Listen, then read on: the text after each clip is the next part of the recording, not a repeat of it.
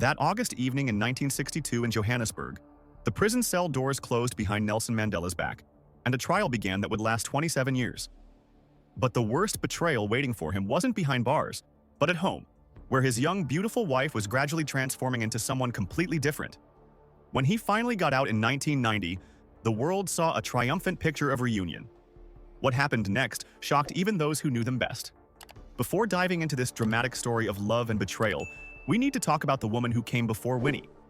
Her name was Evelyn Ntoko Mase, and in 1944 she became the first wife of 26-year-old ambitious lawyer Nelson Mandela.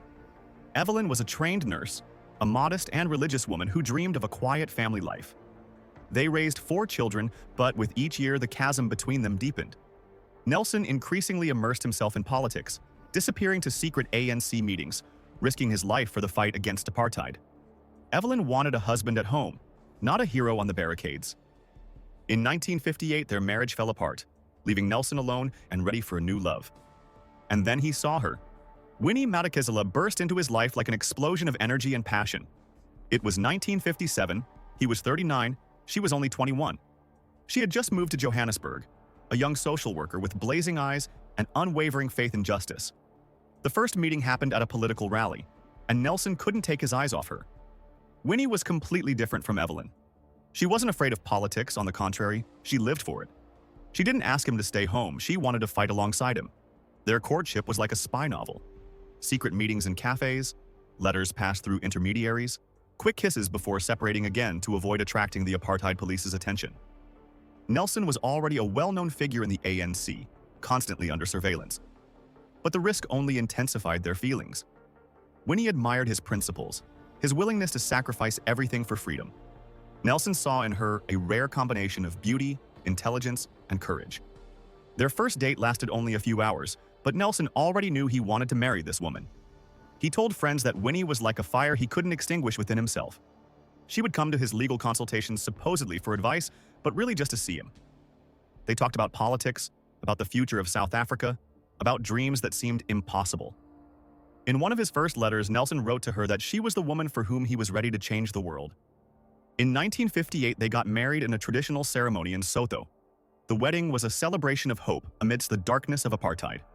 Friends and comrades in the struggle celebrated not just the union of 2 people, but a symbol of future South Africa, where love and freedom would triumph. Winnie looked stunning in traditional dress. Nelson was happier than ever. They didn't know that ahead of them lay a trial that few could have withstood. Children appeared very quickly. Zenny was born in 1959, Zinzi in 1960. But Winnie's motherhood was completely different from that of ordinary women. While other young mothers walked with children in parks, Winnie hid from police who regularly burst into their house in the middle of the night. Nelson would disappear for weeks, engaged in underground activities. The ANC was creating its armed wing Umkhonto we Sizwe, and Mandela was one of its leaders. Winnie stayed home with 2 small children, waiting every night to see if the police would come again. On August 5, 1962, her worst nightmare became reality. Nelson was arrested. At first, everyone thought it wouldn't be for long, a few years at most. No one could imagine that almost 3 decades would pass before he would be free again. Winnie was 26 years old, she had 2 small daughters and a husband behind bars. Most women in her place would have broken down. But Winnie was no ordinary woman. The night after Nelson's arrest, Winnie didn't sleep at all. She sat on their bed, hugging his pillow that still smelled of him. The daughter slept in the next room, not understanding that Daddy wouldn't be coming home for a long time. Winnie cried, but not from weakness. These were tears of rage. She swore to herself that night that the apartheid regime would not win. If they took her husband from her, she would become doubly dangerous to them. She would continue his fight while he was behind bars. The first prison visit left a deep scar on her soul. Thick glass separated them. They couldn't touch each other, only look through the barrier. Nelson tried to smile, tell her everything would be okay. But Winnie saw the pain in his eyes. They talked through telephone receivers while guards stood nearby, listening to every word. The intimacy they once shared was destroyed by this glass, these guards, this system that wanted to break them both. What happened to her over the next 27 years changed her forever. At first, she tried to be the worthy wife of an imprisoned leader. She visited Nelson in prison as often as the rules allowed, wrote him letters, raised the daughters, telling them about their heroic father. But the apartheid regime wasn't going to leave her in peace. On the contrary, they decided to break her in order to break Nelson.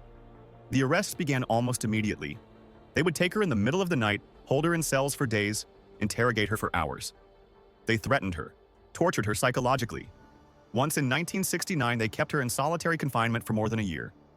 Imagine a whole year alone in a dark cell, without sunlight, without human voice, with constant fear that you could be destroyed at any moment. When they finally released her, something in her broke. Or perhaps on the contrary, something hardened to incredible toughness. In 1977, the authorities took the next step. Winnie was banished to Brantford, a small town in the middle of nowhere in the Orange Free State. This was a place where she knew no one, didn't understand the local language, was cut off from all friends and support. The daughters remained in Johannesburg in boarding school. Winnie was absolutely alone. The regime calculated that this isolation would break her spirit. But something unexpected happened. Winnie didn't break, she adapted. She learned the Sesotho language, opened a clinic for local residents, organized a center for children. She turned her exile into a new platform for struggle. International media began writing about her. She became a symbol of women's resistance against apartheid. They called her the Mother of the Nation. Her photos with raised fist went around the world. But the price of this transformation was terrible. Winnie became tougher, more militant, uncompromising. Around her appeared a group of young radicals who called themselves the Mandela United Football Club. Officially, they were her bodyguards. In reality, they engaged in intimidation and torture of those suspected of collaborating with the police. In 1989, a tragedy occurred that forever stained Winnie's reputation. A 14-year-old boy named Stompie Saipe Moketsi was kidnapped, brutally beaten. Winnie was accused of being involved in this crime. Meanwhile, on Robben Island, Nelson Mandela was living a completely different reality. His cell was tiny, he had to sleep on the floor, there was barely enough food to survive. During the day, he broke stones in the quarry under the scorching sun. At night, he lay and thought about Winnie, about the daughters, about the life he had lost. But Nelson found his way to survive. He organized an informal university among the prisoners, where they taught each other everything they knew. He read a lot, wrote letters, maintained a strict daily routine. Every morning he did physical exercises, keeping his body and spirit in shape. The hardest part wasn't the physical trial. The hardest part was losing loved ones and not being able to say goodbye. In 1968, his mother passed away. In 1969, his eldest son, Themba, died in a car accident. Nelson wasn't allowed to attend either funeral. He learned about it from brief official notices. Imagine this pain, this helplessness. Your dearest people are dying, and you can't even hug them one last time. But he sustained himself with thoughts of Winnie. He wrote her letters in which he spoke of his love, of how he was waiting for the day when they would be together again. He imagined their future, when South Africa would be free, and they could live a normal life. This dream sustained him for 27 years. He didn't know that reality would turn out completely different. Sometime in the late 1970s or early 1980s, a man named Dalibunga Mofu appeared in Winnie's life. He was a lawyer, an ANC activist, fighting for the same cause as Nelson. Mofu often met with Winnie at political events, rallies, secret meetings. At first, it was just work collaboration, then friendship, and then something more. The first meeting that changed everything happened after a particularly hard day. Winnie had just returned from another interrogation at the police station. They had held her for 6 hours, threatened her, yelled at her, tried to break her. She came home exhausted, and that's when Mofu appeared. He brought documents she needed to sign for the ANC, but seeing her condition, he just sat next to her and listened. He didn't try to give advice, didn't tell her to be strong. He was just there. For the first time in many years, Winnie felt that someone truly understood her pain. Their relationship developed gradually, almost imperceptibly. Work meetings became longer. Conversations about politics transitioned into conversations about life, about fears, about loneliness. Mofu was married, Winnie was too, but both felt emotionally abandoned. His wife didn't understand the dangers of his work. Winnie's husband was thousands of kilometers away in prison. They found in each other what they so desperately lacked: understanding, support, presence. No one knows exactly when their friendship turned into an affair. But the fact remains. For years, while Nelson sat in prison, Winnie and Mofu had an intimate relationship. They wrote each other letters full of passion and tenderness. These letters were carefully worded, mixing political discussions with personal feelings so that if intercepted, they could be explained simply as activist collaboration. In one of the letters, Winnie wrote to Mofu that he had become her salvation in a sea of despair, the person who reminded her that she was still alive, still capable of feeling something other than fear and anger. Can we understand Winnie? She was in her 20s when Nelson was arrested. She was left alone with two small children, without a husband, without support, under constant pressure from police who tortured her physically and psychologically. For years, she lived in fear, loneliness, despair. Mofu was there. He understood her, supported her, shared with her the dangers of the struggle. At some point, emotional closeness grew into something more. But for Nelson Mandela, when he found out about this, such explanations didn't matter. He had given up his freedom, health, the best years of his life for the struggle. The only thing that sustained him was the thought of a faithful wife waiting for him. And now he learned that this illusion was a lie. The letters between Winnie and Mofu somehow made it to the press. Perhaps they were leaked by political opponents in the African National Congress who wanted to weaken Winnie's position. Perhaps it was done by journalists hunting for a sensation. But the result was the same. The whole world learned about the secret affair of the mother of the nation with another man while her husband was behind bars. When the first fragments of the letters appeared in the newspapers, it caused shock. One of the letters, dated 1982, contained words that Winnie could never take back. She wrote to Mofu about how she missed his touch, how she remembered their meetings, how he had become more than just a friend to her. For supporters of the anti-apartheid movement, this was a blow. Winnie Mandela, a symbol of faithfulness and resilience, had an affair while her husband suffered in prison. Public reaction was divided. Young radicals defended Winnie, claiming she had a right to a personal life, that 27 years was too long to wait. Conservative ANC members were outraged, considering it a betrayal not only of Nelson but of the entire movement. Some feminists spoke in Winnie's defense, talking about double standards. Men are forgiven much more than women. But the most important reaction was from one person who was still sitting behind bars on Robben Island. On February 11, 1990, Nelson Mandela walked out of prison. Television cameras from around the world captured this historic moment. He walked holding Winnie's hand, both raising their fists in a salute of liberation. Millions of people cried with happiness watching this reunion. But behind this beautiful picture lay a completely different reality. Nelson returned to a world that had become foreign. Technology, politics, even everyday life had changed beyond recognition. But the biggest shock awaited him at home. The woman he had left 27 years ago, the young, idealistic Winnie, had transformed into a tough, controversial political figure with a dark reputation. Rumors circulated about her regarding torture, about the Mandela United Football Club, about the disappearance of the boy, and most importantly, about the affair with Mofu.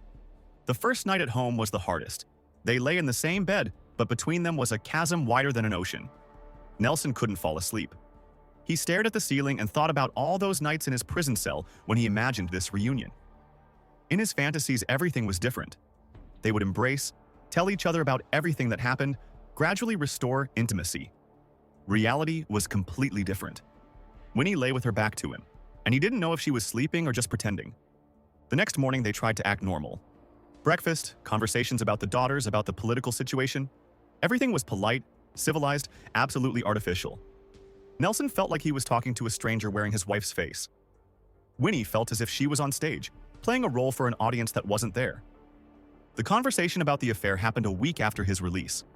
Nelson couldn't hold out any longer. He directly asked Winnie about Mofu, about the letters, about the truth. Winnie first denied it, then got angry, then cried. She yelled at him that he had no right to judge her, that he didn't know what she had been through, that he had left her alone for 27 years. Nelson sat silently, listening to this stream of words, and felt something finally break inside him. This wasn't the woman he had waited for, or perhaps he wasn't the man she wanted to see. The first weeks they tried to keep up appearances. They appeared together at public events, smiled for cameras, talked about unity and reunion. But at home, the tension between them grew. Nelson couldn't forget about the betrayal. He tried to understand, tried to forgive, but every time he looked at Winnie, he saw the letters to another man. Winnie, for her part, felt miserable. She expected Nelson to appreciate her sacrifices, understand what she had been through. Instead, he accused her of betrayal. She responded with counter-accusations. He was the one who chose politics over family. He was the one who left her alone for 27 years. He was the one who didn't protect her from the horrors of apartheid. Another chasm arose between them. They saw South Africa's future differently. Nelson came out of prison with a message of reconciliation. He wanted to build a rainbow nation where whites and blacks would live together in peace. He called for forgiveness, for negotiations, for a peaceful transfer of power. Winnie was more radical. She believed that reconciliation without justice was capitulation. She wanted punishment for apartheid supporters, wanted complete dismantling of the old structures. Her speeches were passionate and uncompromising. This created public friction even at ANC meetings, where they sometimes took opposite positions. Friends and party comrades tried to reconcile them. Religious leaders offered counseling. The ANC pressured Nelson to save the marriage for the sake of the movement's image. But Nelson was adamant. He had lived 27 years behind bars, lost the best years of his life. Now that he was finally free, he wasn't going to sacrifice his personal happiness for political image. In 1992, after almost 2 years of unsuccessful attempts to restore the relationship, Nelson announced the divorce. He did it at a public press conference, which in itself was unusual. Usually such things were announced through lawyers or a brief statement. But Nelson wanted to be honest. He explained that even public figures have a right to personal happiness, that private life is important. The legal divorce process dragged on for 4 years. There were disputes about finances, about property, about custody of the daughters, although they were already adults. Nelson offered a generous package: a house for Winnie, financial support, access to joint assets. He didn't want it to look like revenge. He just wanted freedom. Winnie initially resisted. She hired different lawyers, dragged out the process, gave interviews in which she hinted that Nelson had abandoned her for his political career. But eventually, she agreed.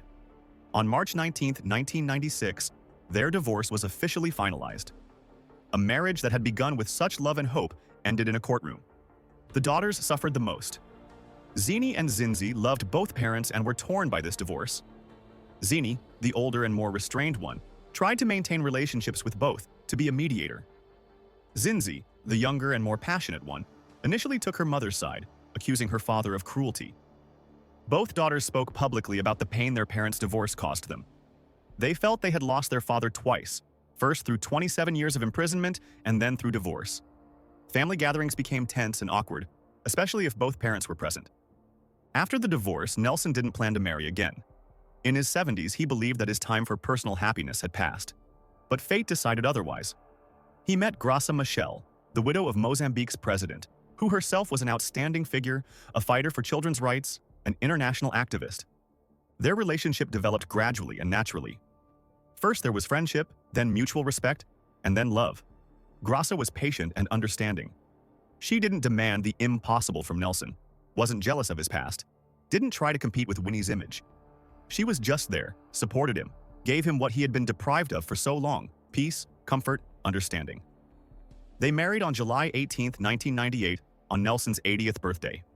It was a quiet, dignified ceremony, without pomp and society columns. A union of two mature people who found each other after loss and hardship. Graça stayed with Nelson until the very end. When he was ill, she cared for him. When he passed away in 2013, it was she who held his hand. Nelson's last years were peaceful and happy, as much as possible for a person with such a history. Graça created for him the home he had dreamed of in prison. Not a palace, not a museum, but just a cozy place where he could be himself. They had breakfast together, read newspapers, discussed world events. She didn't try to change him or make him into someone else.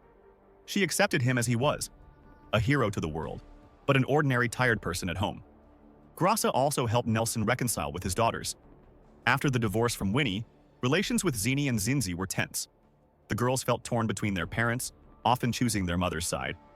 But Graça, with her wisdom and patience, gradually built bridges. She never tried to replace their mother, but became a friend they could rely on. By the end of Nelson's life, his relationship with his daughters had significantly improved, and Graça deserved much credit for this. Winnie never married again. She continued active political work, was elected to parliament, held various positions in the ANC. But her influence gradually diminished, and her reputation remained controversial. For some, she was a heroine who sacrificed everything for the struggle.